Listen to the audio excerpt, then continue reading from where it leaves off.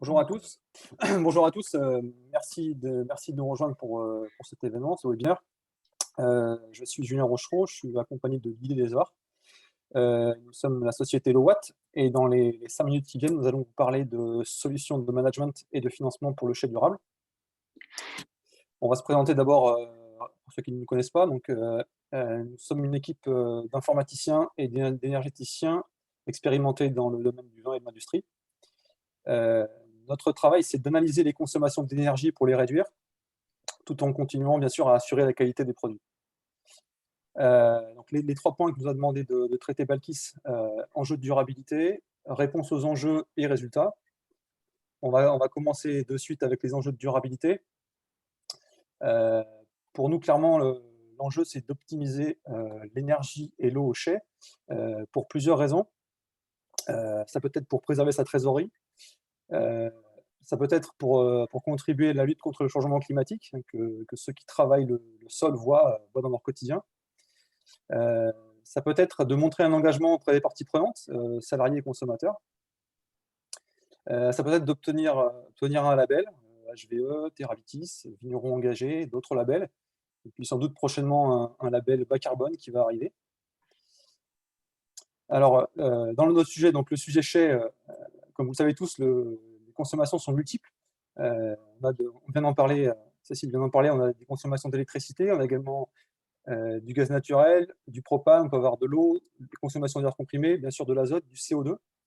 Donc on a donc des vecteurs et des sources qui sont multiples. Nous, ce que l'on constate, c'est une forte disparité entre les différentes exploitations.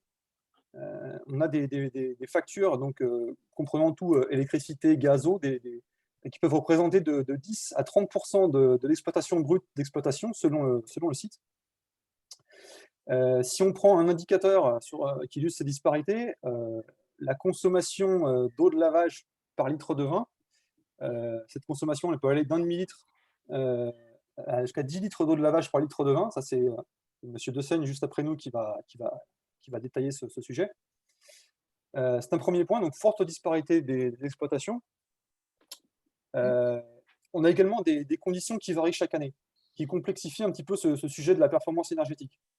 On a les volumes de production qui varient, on a la rigueur climatique qui change d'une année sur l'autre, qui va impacter directement les déperditions thermiques, et on a également les prix de l'énergie qui varient.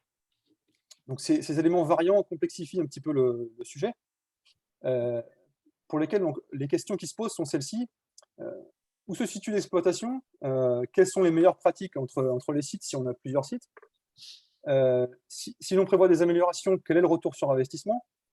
Quels sont les gains effectifs par rapport aux gains qui avaient été annoncés, les gains qui étaient prévus? Et puis, comment un petit peu aborder le sujet de la prise de risque par rapport au financement? Donc nous, on aborde ces 2 sujets en 2 blocs. Pour le premier bloc de questions, nous, on apporte une solution par le management. En l'occurrence, on a développé un outil informatique qui va aller récupérer les factures d'énergie, qui va aller récupérer les données de production, qui va aller récupérer les données météo, et qui va aller également récupérer d'éventuelles données de capteurs posés au chai. Cet outil informatique, il s'appuie sur des normes de calcul internationales, des normes de calcul ISO, et lui, en fait, il va nous permettre de définir clairement la situation, et puis de définir et de suivre les objectifs d'efficacité énergétique. Ça, c'est pour le premier point. Pour le deuxième point, sur la question de la prise de risque sur le financement, là, nous faisons l'accompagnement sur un dispositif de financement qui est cadré au niveau national, qui s'appelle le contrat de performance énergétique, et qui permet donc de réduire drastiquement la prise de risque pour le financement de ces améliorations énergétiques. Quelques résultats que l'on partage avec vous. Chez Philippe de Rothschild, par exemple, le suivi mensuel que l'on a mis en place par l'outil de management nous a permis d'identifier les dérives de consommation, et puis nous a également permis d'identifier et de partager les meilleures pratiques, et ainsi donc d'obtenir très simplement par ce partage des économies d'énergie et d'eau de l'ordre de 6%, pour chacun des éléments, soit à peu près 30 000 € par an.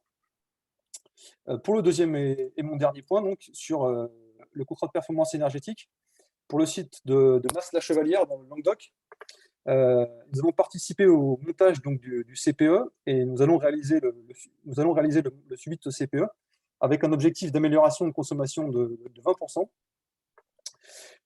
Donc avec ce dispositif, donc CPE étant un investissement qui est supporté à 100% par un tiers investisseur et lequel se rembourse année après année, sur les premières années en tout cas, par les améliorations d'énergie de consommation qui ont été réalisées.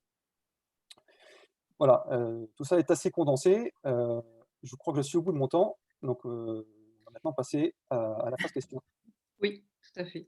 Merci beaucoup, Julien. Merci.